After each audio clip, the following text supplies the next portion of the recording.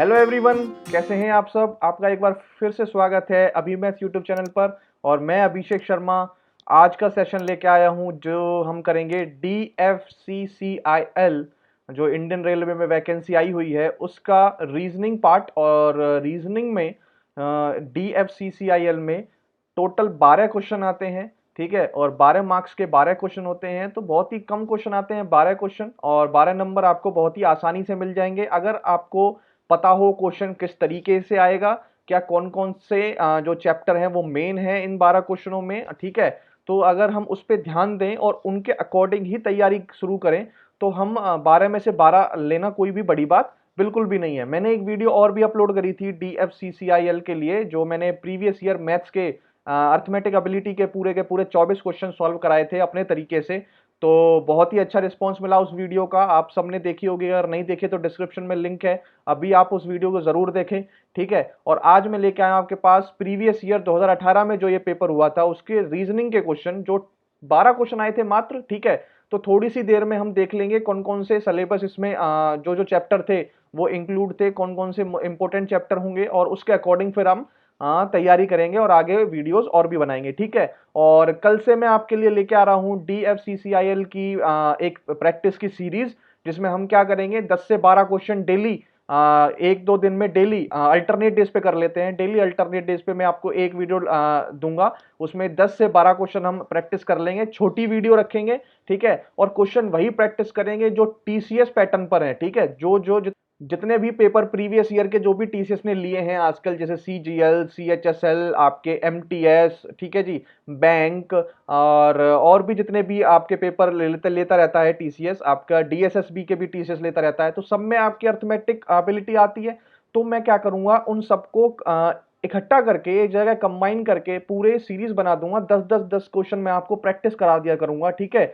तो आप जरूर देखना उस सीरीज को। उससे क्या होगा, TCS ही पेपर बनाएगी DFCCIL का, तो वैसा ही पैटर्न रहेगा, हु बहू वही क्वेश्चन आएंगे। मेरी बात मान लो आप, हु बहू वही क्वेश्चन आएंगे, ठीक है। बस आपको क्या करना है, आपका बेसिक अच्छा होना चाहिए, और जो मैं प्रैक्टिस कराऊंगा उनकी आप डेली प्रैक्टिस कर लेना। मैं आपको दावे के साथ कह सकता हूं कि 24 में से 24 लाने से आपको कोई भी नहीं रोक पाएगा, ठीक है। तो कल से मैं ये शुरू कर रहा हूं DFCCIL की प्रैक्टिस की सीरीज, तो जरूर देखना उसको, अच्छा रिस्पांस देना, उसको शेयर जरूर करना। और अगर सब्सक्राइब नहीं किया है अभी मैथ्स यूट्यूब चैनल को, तो अभी सब्सक्राइब कर लें अभी मैथ्स यूट्यूब चैनल को, क्योंकि यहीं पर आपको हर तरीके की वैरायटी वाले क्वेश्चन और प्रीवियस ईयर और इंपॉर्टेंट क्वेश्चन जो बहुत ही इंपॉर्टेंट है, पेपर में आने लायक है, वही कराए जा रहे हैं, ठीक है। तो चलिए शुरू करते हैं लॉजिकल रीजनिंग के सवाल, ठीक है। तो देखिए आपने लॉजिकल रीजनिंग के सवाल, एक बहुत इंपॉर्टेंट न्यूज है आपके लिए। DFCCIL जिसने भी एग्जीक्यूटिव और जूनियर एग्जीक्यूटिव का फॉर्म भराया, और फॉर्म सबने भराया, आप सबने भरा है, बहुत हाई लेवल कंपटीशन है इस बार। तो टेस्ट सीरीज लॉन्च हुई है, इफेक्टिव स्टडी ऐप पर एक टेस्ट सीरीज लॉन्च हुई है, जिसमें आपको 12 आपके 12 पेपर मिलेंगे आपको, ठीक है। 12 पेपर मिलेंगे, प्लस में आपको 2 प्रीवियस ईयर के मॉक मिलेंगे जो 2018 में पेपर हुआ था, और एक पहले हुआ था आई थिंक 2012-13 में या 14 में। आपको वो मिलेंगे पेपर, ठीक है। प्रीवियस ईयर के 2 सेट मिलेंगे और 12 आपको मॉक मिलेंगे, ठीक है जी। और ओनली आपको 299 रुपीज में मिलेंगे, वो 299 रुपए की टेस्ट सीरीज है। ये 12 मॉक के अलावा आपको जब थोड़ा समय हो जाएगा तो उसके बाद इसी मॉक में आपको साइको के टेस्ट भी आपको प्रोवाइड कर दिए जाएंगे, ठीक है। बाइलिंगुअल है, मैंने खुद चेक किए हैं, आप जाके जरूर देखना, एक मॉक फ्री है, ठीक है। आप जाके देखें, क्योंकि क्या होता है, मॉक का लेवल जो है अच्छा होना चाहिए, और मॉक का लेवल अच्छा होने के साथ साथ आपका क्या होना चाहिए, पेपर के अकॉर्डिंग होना चाहिए, ठीक है। एग्जाम पॉइंट ऑफ व्यू से अच्छा होना चाहिए। अच्छा होने का ये मतलब नहीं है आप कैट लेवल के क्वेश्चन कर रहे हैं।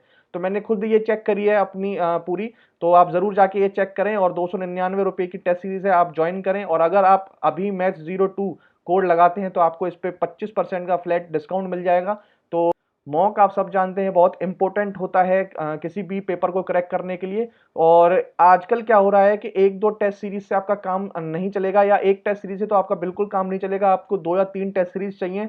तो आप इसको भी एक ऑप्शन क्रिएट करें, और इफेक्टिव स्टडी ऐप पे आपको ये टेस्ट सीरीज मिलेगी, आप जरूर ज्वाइन करें। और 299 रुपीज की है, और 25% डिस्काउंट मिलेगा अगर आप ये कोड लगाएंगे, ठीक है। तो चलिए अब हम क्वेश्चन पे चलते हैं, अपने लॉजिकल रीजनिंग के क्वेश्चन पे। पहला क्वेश्चन क्या कह रहा है हमसे, पहले क्वेश्चन में कह रहा है कि स्टेटमेंट एक गिवन है और अजम्पशन एक गिवन है, ठीक है। उसने बोला है कि कौन सी अजम्पशन क्या है, इम्प्लिसिट है। इम्प्लिसिट का मैं मीनिंग बता देता हूं आपको, इम्प्लाइड, ठीक है। इम्प्लिसिट का मीनिंग होता है इम्प्लाइड, मतलब इस स्टेटमेंट के अकॉर्डिंग ये जितनी भी अजम्पशन 1 और 2 ये दोनों अजम्पशन करी गई हैं, इसमें से कौन सी वैलिड है और कौन सी वैलिड नहीं है, बस छोटा बेसिक सा मतलब ये है। ठीक है, तो सबसे पहले आप स्टेटमेंट पढ़ो। जिसकी इंग्लिश अच्छी नहीं है, जिसकी इंग्लिश अच्छी नहीं है, तो पेपर टाइम में या मॉक टाइम में क्या करो, यहाँ पर स्वाइप करके एक विंडो होती है, उससे जब क्लिक करोगे तो उसमें हिंदी और इंग्लिश दोनों बाइलिंगुअल में होते हैं, तो आप यहाँ पे हिंदी में भी पढ़ सकते हैं। और हिंदी में अगर जैसे आप पढ़ लेंगे ना, तो आप क्या करोगे, तुरंत की तुरंत उत्तर दे दोगे, आप तुरंत समझ जाओगे क्या बोल रहा है। ठीक है, अब मैं आपको समझाने की कोशिश करता हूँ ये स्टेटमेंट में क्या गिवन है। Successful people are happy in life. Successful people are happy in life, इन क्वेश्चनों का करने का ये मतलब है कि जो स्टेटमेंट में गिवन है बस उसके अकॉर्डिंग ही उत्तर लगाना है और कुछ अपने ऊपर से अजम्पशन नहीं लेनी है। ठीक है, अब स्टेटमेंट में गिवन है successful people are happy in life, अब अजम्पशन पढ़ो। Those that are unhappy are not successful in life. तो आप ये कह रहे हैं कि successful people are happy in life, successful people जो होते हैं वो लाइफ में हैप्पी होते हैं, लेकिन इससे ये प्रूफ नहीं होता है कि जो अनहैप्पी हैं वो अनसक्सेसफुल हुए। ठीक है, अनसक्सेसफुल हुए, तो ये वाला अजम्पशन तो बिल्कुल रॉन्ग हो जाएगा, बिल्कुल कतई सही नहीं होने वाला। ठीक है, अगला देखो भाई, most of the time success in one endeavours gives happiness. बहुत मोस्ट ऑफ द टाइम, बहुत बार जो सक्सेस है वो अपने आप में हैप्पीनेस जरूर देता है। तो ये तो सब जानते हैं, क्योंकि देखो सक्सेसफुल से हैप्पीनेस रिलेट कर रही है ना स्टेटमेंट में, तो ये आपका क्या हो जाएगा, सेकंड इंप्लिसिट हो जाएगा। और यहाँ पर ऑप्शन जो होगा option second, only assumption second is implicit. इस तरीके से इन क्वेश्चनों को आंसर आपको दिए जाते हैं। ठीक है, आपको इस तरीके से आंसर देने हैं। अगले क्वेश्चन पे चलें, क्वेश्चन नंबर 70, क्वेश्चन नंबर 2। अब ये है 71 countries participated in the Commonwealth game. Commonwealth game हुए जिसमें 71 कंट्रियों ने पार्टिसिपेट किया, जिसमें मॉरिशस की रैंक जो थी वो 38 थी बॉटम से। बॉटम से मतलब अगर ये इस ऑर्डर में है, ठीक है, वर्टिकल ऑर्डर में है, तो बॉटम से ये आपका टॉप एरिया हो जाएगा और ये आपका बॉटम हो जाएगा। और बॉटम से पीछे से जो मॉरिशस है, मान लो यहाँ मॉरिशस है और ये मॉरिशस 38 है बॉटम से, कितनी है, 38 बॉटम से है। 38 बॉटम है, तो इसके पीछे कितनी कंट्री होंगी, 37, और ये अगली जो हो जाएगी 38 हो जाएगी। अब वो पूछा है कि टॉप से इसकी रैंक बता दो, क्या करो, टॉप से रैंक बता दो। भाई साहब टोटल कितने थे, 71। ठीक है, अगर 37 ये 38 ये, तो ऊपर 71 में माइनस कर दो भाई, 38 कितने बचेंगे ऊपर, माइनस कर दो 37 38 कितने बचेंगे, 8 3 11, यहाँ से ले 3 और 1 4 3 7 कितने बचेंगे, 33। तो 33 आपके इसके बीच में होंगे टॉप और इसमें, और ये इसकी रैंक कितनी हो जाएगी, 34th। 34th आपका उत्तर हो जाएगा, क्या हो जाएगा, 34th उत्तर हो जाएगा। अगर आपको ये नहीं समझ में आया तो आप इसमें सिंपल फॉर्मूला याद कर लीजिए, टोटल माइनस में 38 एंड प्लस में 1। ठीक है, आप इस फॉर्मूले को भी याद कर सकते हैं, इससे भी उत्तर निकाल सकते हैं, और ऐसे अगर करना है तो आप इस तरीके से भी कर सकते हैं। समझ में आ गया होगा, आगे करते हैं भाई। क्वेश्चन नंबर 3 क्या कह रहा है कि इनमें आपको 4 ऑप्शन दिए हैं, इनमें से एक ऑप्शन अलग है और 3 एक जैसे हैं। ठीक है, अब इसमें देखो क्या है। अब जैसे ही आपने देखा 69 115 47 एंड 138। ठीक है, अब आप नजर मारो एक बार, 69 115 47 एंड 138, एक आपको नंबर दिख रहा है 47 जो है, जो मुझे प्राइम नंबर दिख रहा है। क्या दिख रहा है, प्राइम नंबर दिख रहा है, ये किसी से डिवाइड होने वाला नंबर नहीं दिख रहा है। लेकिन 69 अगर मैं देखूं तो 23 का मल्टीपल है, 115 में देखूं तो 23 का फिर से मल्टीपल है, 138 देखूं तो 23 का फिर से मल्टीपल है, और 47 तो 23 में आएगा नहीं। या तो ऐसे लगा लो 23 में नहीं आएगा, या ऐसा लगा लो कि ये तो प्राइम नंबर हो गया, ये तो किसी से डिवाइड ही नहीं हो पाएगा। समझ रहे हो, डिवाइड तो नहीं हो पाएगा ये, तो ये आपका क्या हो, तो ये जो है इन तीनों से अलग चल रहा है, तो यही आपका क्या हो जाएगा, राइट आंसर हो जाएगा। ऐसे आपका ये तीसरा सवाल भी खत्म हो गया। ठीक है, चौथा सवाल देखेंगे भाई। हाँ, अब आपको ये बताना है, कोडिंग डिकोडिंग का सवाल है ये, इससे जिस वे में रिलेटेड है ऐसे ही इससे इस वे में आप बताएं ऑप्शन में। ठीक है, तो इसमें क्या करना होता है आपको, इंडिविजुअल वैल्यू देखो, पहली इसकी फिर इसमें रिलेशन देखो। ठीक है, अब यहाँ तो या तो आप ऐसा कर लीजिए कि इनकी आप प्लेस वैल्यू याद कर लीजिए। अगर प्लेस वैल्यू याद नहीं कर पाते हैं तो आपको पेपर के टाइम पे एक रफ शीट मिलेगी A4 साइज की, A4 शीट की टाइप की एक रफ शीट मिलेगी, एक या दो, वो एक पहले देंगे, फिर आपको कितनी भी ले लो कोई भी दिक्कत नहीं है। उस रफ शीट में क्या करो, पेपर शुरू होने से पहले 10 मिनट्स का आपका क्या करता है, एक खुल जाता है, एक ओपन हो जाती है विंडो, एक साइन इन होता है आपका। ठीक है, उसमें 10 मिनट्स का टाइम होता है। उस रफ शीट में क्या करो, आप यहाँ पे ना ABCD लिख लेना, ABCD लिख लेना, मैं यहाँ पर लिख के बताता हूँ। ठीक है, ठीक है भाई, उसमें क्या करना है आप इस तरीके से ना, आप साइड में ये लिख लेना, इसमें क्या करना है आप A से M तक लिख लिया, फिर ऊपर से ऐसे लिख लेना, इसमें आपका ऑपोजिट भी हो गया, ये जो मैंने एरो लगाए हैं सारे ऑपोजिट वर्ड भी हो गए उल्टे इनके। ठीक है, और मैंने इनकी प्लेस वैल्यू भी रख ली और पूरी ABCD भी रख ली। ठीक है, कई बच्चों का होता है कि याद नहीं हो पाती है, तो वो ये कर लें, और जिनको याद है तो वो वेल एंड गुड है। ठीक है, अब क्या करो, अब ये देखो बी से जा रहा है E पे, अब इसमें चेक करो B से E जा रहा है, मतलब 2 के बाद तीसरा आ रहा है। अब अगला यहाँ क्या है V, ये क्या है वी, वी मतलब दो छोड़ के क्या आना चाहिए, वाई आना चाहिए, वाई एक हमारा हो गया। अब इसमें देखो एक्स तो आएगा नहीं, पहले हटा दो इसको, वी नहीं आएगा, हटा दो वाई आएगा, वाई आएगा, दो ऑप्शन बच गए। ठीक है, अब अगले देखो ई के बाद क्या आया भाई, डी आया, मतलब एक माइनस हो गया, एक पिछली वैल्यू आई है। अब यहाँ पे क्या है वाई, वाई से एक पिछली वैल्यू क्या होगी भाई एक्स, अगली वैल्यू आएगी एक्स, क्या आ जाएगी एक्स आ जाएगी, तो एक्स यहाँ पर भी है, एक्स यहाँ पर भी है। अगली देखो भाई एफ के बाद क्या आ रहा है बी, एफ के बाद क्या आ रहा है बी, मतलब एक दो तीन छोड़ के चौथा है माइनस में। अब z के बाद देखो, z के बाद एक दो तीन छोड़ के चौथा, मतलब क्या आएगा v आएगा, क्या आएगा भाई v, वाई एक्स वी, देखो वाई एक्स वी, इसी में ये आपका ऑप्शन क्या हो जाएगा, राइट आंसर हो जाएगा। इस तरीके से आप आसानी से कर लेंगे। ठीक है, और जिनको प्लेस वैल्यू याद है वो तो वेल एंड गुड है, उनके लिए तो कोई ऐसी दिक्कत नहीं है, वो ऐसे नहीं भी लिख लेंगे तो भी चलेगा, लेकिन मैंने उनके लिए बताया जो जिनको ये वैल्यू याद नहीं है, ठीक है, वो इस तरीके से कर सकते हैं और आसानी से मात्र के मात्र 5-10 सेकंड में आपका क्वेश्चन सॉल्व हो जाना है। ठीक है, अगला क्वेश्चन करेंगे, क्वेश्चन नंबर 5वां। क्वेश्चन क्या है, आपको ये क्वेश्चन है और इसमें कुछ ब्लैंक है, तो इसमें क्या होता है आपका, ये पैटर्न बहुत आ रहा है एसएससी वगैरह में भी बहुत आता है ये पैटर्न। तो ये पैटर्न में आपको क्या करना होता है, आपको ना एक पैटर्न ढूंढना होता है कि इनमें ऐसी वैल्यू क्या पुट करें कि एक पैटर्न सा फॉलो हो, ठीक है, और वही आपका उत्तर हो। ठीक है, तो इनमें क्या होता है, थोड़ा सा टाइम कंज्यूमिंग होता है ये क्वेश्चन, अगर थोड़ा लंबा आ जाए तो ठीक है, तो थोड़ा सा कम टाइम कंज्यूम होता है। आपको क्या है, अगर आपको कुछ भी समझ में नहीं आ रहा तो इन चारों ऑप्शनों को एक एक बार पुट करके देखो, कोई पैटर्न बनता है। ठीक है, तो मैं एक बार यहाँ लिख लेता हूँ के blank am blank L am blank के एम ब्लैंक के एल एन ब्लैंक। ठीक है, और मैं इसलिए लिख रहा हूँ क्योंकि आपका पहली बार है, मैं आप पहली बार कर रहे होंगे, मैं मान के चलता हूँ। ठीक है, नहीं तो आपको अगर प्रैक्टिस कर लेंगे ना इस क्वेश्चनों की तो आपको बहुत ही जल्दी ये देखने भी आ जाएंगे। ठीक है, तो चलिए अब देखता हूँ, पहला अगर मैं इसमें ऑप्शन पुट करता हूँ तो देखो एल, फिर वैल्यू है सेकंड एन, फिर अगली फिर एन है, फिर एन है और लास्ट में के है। ठीक है, अब एक बार चेक करना भाई, के एल एम एन, क्या है भाई के एल एम एन, फिर है एल एम एन के, अगर मैं यहाँ से शुरू करूँ तो ये, फिर उसके बाद एम एन के एल, अगर मैं एम से शुरू करूँ तो ये वाली वैल्यू, फिर उसके बाद एन के, बिल्कुल ये आपकी बिल्कुल ठीक है, इससे बढ़िया आपका पैटर्न बन ही नहीं सकता। देखो क्या पैटर्न बन रहा है, एक बार के एल एम, ठीक है, इसको साइकिल ऑर्डर में चलाया, एक बार ये चारों, फिर अगली बार में यहां से एल से शुरुआत हुई, फिर ये चारों, फिर यहां से एम से शुरुआत हुई, फिर ये चारों, ठीक है, फिर यहां से एन से शुरुआत होती, लेकिन यहां पर दो ही वैल्यू थी, दो वैल्यू लिखी नहीं है, अगर दोनों वैल्यू लिखी होती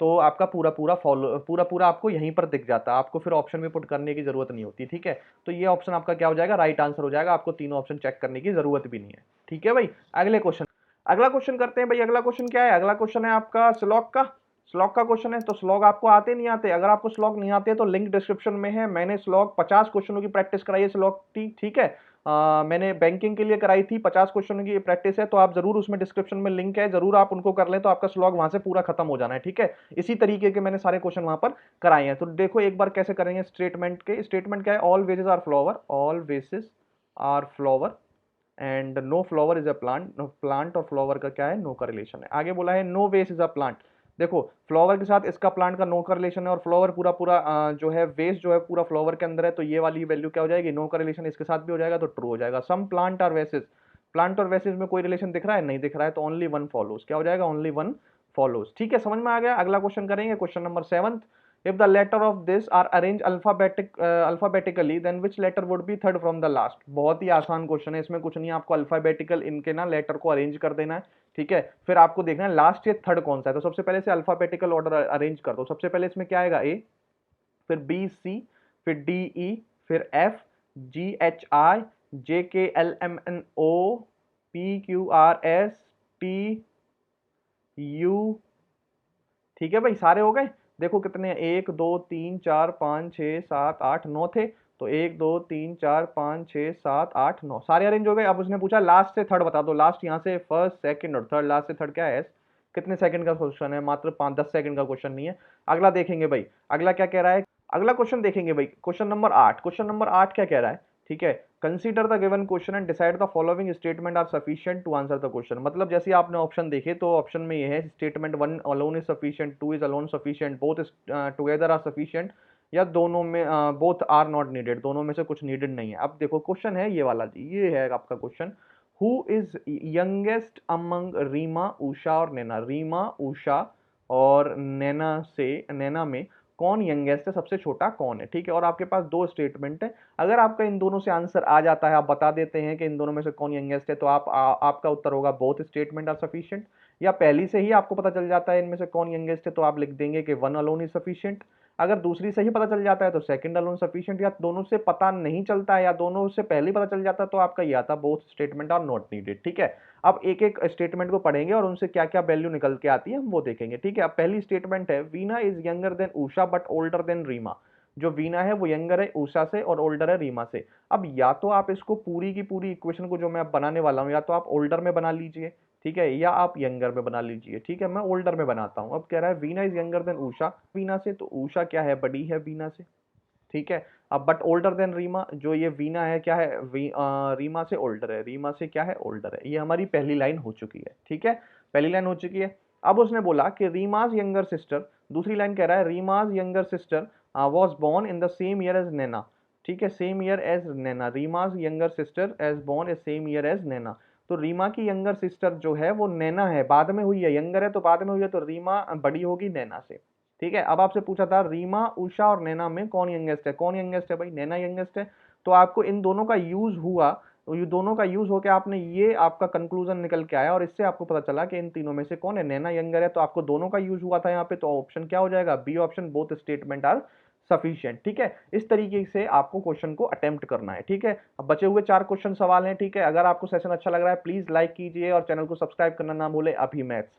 ठीक है, चलेंगे भाई, 9वां क्वेश्चन क्या बोल रहा है इसने कि from the given alternatives select the word which can not be form using the letter. इस ये जो वर्ड है आपको, अब नीचे आपको ऐसी वैल्यू ढूंढनी है या ऐसा ऑप्शन आपको टिक करना है जितने इसमें वर्ड है ना उससे नहीं बन रहा हो। ठीक है, उससे आपका फॉर्म ना हो रहा हो। ठीक है, इसमें क्या चेक करना होता है, ऑप्शन ऐसे क्वेश्चनों में आपको ऑप्शन में क्या चेक करना होता है, आप कोई भी एक ऐसी वैल्यू देखो इसमें जो इसमें तो हो लेकिन इनमें से ना हो, इनमें ऐसी ना हो रही हो। ठीक है, तो अब ये अब ऑप्शन में नजर मारो, प्रॉपर्टी क्या है, प्रॉपर्टी पी 2 बार है, पी इसमें भी 2 बार है, ई है, आर है, टी है, वाई है, तो आपको ऐसा कुछ इसमें दिख नहीं रहा है। ठीक है, आगे देखोगे तो टॉपर्स इसमें भी सब कुछ है, रिपोर्ट्स इसमें भी सब कुछ है। जैसे आपने ये देखा प्रीस्ट, प्रीस्ट देखा तो आपने देखा यहाँ तो एस एक ही है लेकिन यहाँ एस 2 आ रहे हैं, तो 2 एस कहाँ से आ गए भाई, 2 एस कहाँ से आ गए, तो ये तो बन ही नहीं सकता था, ये तो इससे बन ही नहीं सकता था, बस यहाँ पर इसे कैंसिल कर दो। ठीक है, इन ऐसे क्वेश्चनों में ऐसा ही होता है कि या तो कोई वैल्यू इसमें होती नहीं, ठीक है, या डबल डबल हो जाती है, जैसे एस यहाँ पर एक था यहाँ 2 बार यूज हो गया। ठीक है, या किसी में जेड यूज हो जाता जो यहाँ पर यूज ही नहीं हुआ था। ऐसे क्वेश्चनों को तुरंत टिक मारते हैं, मात्र 5 सेकंड का सवाल है। ठीक है, अगला करेंगे भाई question number 10। Varun leaves his house and moves 30 kilometer in northwest direction and then 30 kilometer in southwest direction. Next, he moves 30 kilometer southeast direction. He turns towards his home and in which direction is he moving? बहुत ही अच्छा question है। ठीक है, और अगर आपको ये question आपने चैप्टर नहीं किया है तो आप इस क्वेश्चन को बहुत समय में कर पाएंगे या नहीं भी कर पाएंगे, कोई गारंटी नहीं है। ठीक है, मैं इसका बहुत ही सिंपल सा तरीका आपको बताता हूँ। ठीक है, आप क्या करो, आप सबसे पहले ऐसे एक लाइन खींच दो। ठीक है, अपने पेज पे यहाँ पर नॉर्थ लिख लो, यहाँ पे आप साउथ लिख लो, यहाँ ईस्ट लिख लो, यहाँ आप वेस्ट लिख लो।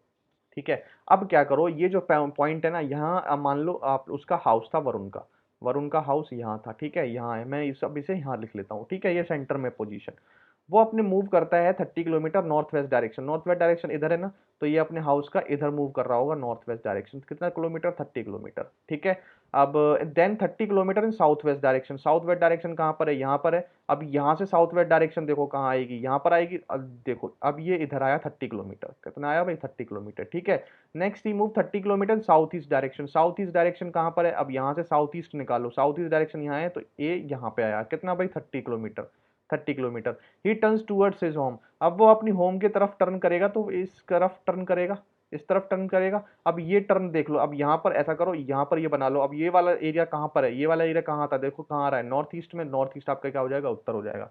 कितना आसान सा क्वेश्चन था, बिल्कुल आसान क्वेश्चन। अगर आप इस तरीके से करेंगे और कोई तरीके से करेंगे तो आप फंस सकते हैं। ठीक है, समझ में आया, नहीं आया, समझ में जरूर आया होगा, अगर नहीं आया तो एक बार और रिवाइंड करके देख लेना। ठीक है, अगला क्वेश्चन है 11वां क्वेश्चन।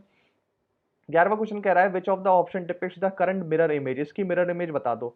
तो ये आपका यहाँ पर मिरर लगा होगा, तो यहाँ पर वाई पहले है मिरर के बाद, तो यहाँ पर भी वाई आएगा, क्या आएगा, वाई आएगा। यहाँ देखो पी आ रहा है, हटाओ इसे, यहाँ वाई आ रहा है। अब यहाँ देखो वाई में कोई चेंजेस ही नहीं है, देखो मिरर इमेज में तो चेंज होने चाहिए थे, तो ये भी काट दो। अब ये वैल्यू बच गई। ठीक है, वाई के बाद टी आना चाहिए, दोनों में टी है, फिर उसके बाद 9 आना चाहिए, दोनों में 9 है, लेकिन 9 में देखो एक दिक्कत है, यहाँ 9 किस तरीके का है, यहाँ किस तरीके का है। तो ये जो 9 है इसका जो ये मुंह है वो उधर की तरफ है, मिरर के अपोजिट साइड है, तो यहाँ पर क्या होगा, अपोजिट साइड होगा इस तरीके से। तो ये आपका ऑप्शन राइट आंसर हो जाएगा, और ये तो बिल्कुल भी नहीं है, ये तो ए टाइप बना हुआ है।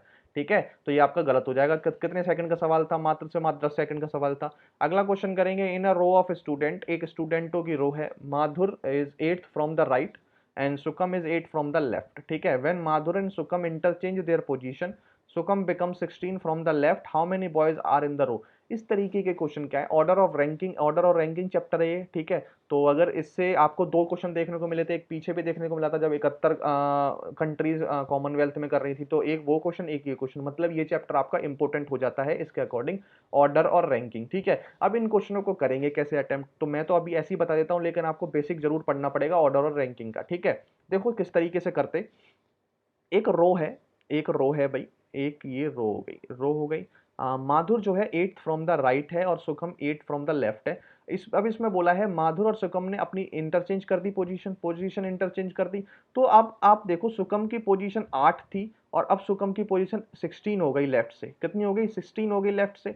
ठीक है, तो जैसे ही एक बंदे की आपकी दो दो पोजीशन आपको लेफ्ट से भी मिल जाए और राइट से भी मिल जाए, बस आपको यही ढूंढना है, एक जिस भी बंदे की बात हो रही है उसकी पोजीशन आपको एक ही इक्वेशन में एक लेफ्ट से दे दे, एक राइट से दे दे, तो आपको कुछ नहीं करना होता, उन दोनों पोजीशनों को जोड़ देना है और उसमें से एक को माइनस कर देना है। ठीक है, तो 8 लेफ्ट थी और 16 लेफ्ट थी, 8 लेफ्ट और 16 लेफ्ट, क्या हो गया? 8 प्लस 16 -1, 18 और 6 24, कितना? -1, कितना आ जाएगा भाई? 23। टोटल नंबर ऑफ स्टूडेंट आ जाएंगे आपके 23।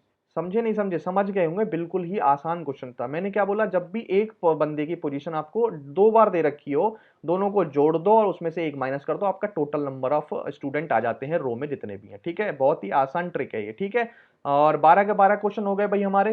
मात्र कितने 10-15 मिनट लगे जिसमें 12 क्वेश्चन हमने कर दिए। तो आपको क्या करना है, मात्र से मात्र आपको अगर आप प्रैक्टिस कर लेंगे तो 6 से 7 मिनट भी नहीं लगेंगे आपको 12 क्वेश्चन करने में। ठीक है, और कितनी प्रैक्टिस, कुछ भी ज्यादा प्रैक्टिस नहीं है, मॉक ले लो, मॉक लगाओ और मॉक लगाने में ही आपकी रीजनिंग की प्रैक्टिस हो जानी है, ज्यादा टफ चीजें नहीं है। ठीक है, बट क्या है, अगर आप बिल्कुल भी नहीं पढ़ेंगे, मॉक भी नहीं देंगे, तो आपको रीजनिंग दिक्कत कर सकती है, क्योंकि ये पैटर्न था 2018 का, नवंबर में 2018 में पेपर हुआ था, लेकिन अब आ चुके हो आप 3 साल आगे 2021 में। ठीक है, अक्टूबर सितंबर में जब भी पेपर होगा या जुलाई में जब भी पेपर होगा, तो आपका ये पैटर्न थोड़ा सा लो ही माना जाएगा, थोड़ा सा इससे अबव आएगा। तो अच्छी तैयारी करो, ठीक है, अब की बार, और मॉक से तैयारी करो, और मैं जो सीरीज कराऊंगा उनसे भी तैयारी कर लेना, प्रैक्टिस हो जाएगी आपकी। ठीक है, तो चलिए आज के सेशन में इतना ही, लेकिन कल से जो आ रही है DFCCIL के क्वांट के क्वेश्चन जो मैं कराऊंगा प्रैक्टिस, उसको जरूर देखना ना भूलें। ठीक है, तो चलिए, thank you, have a nice day and जय हिंद।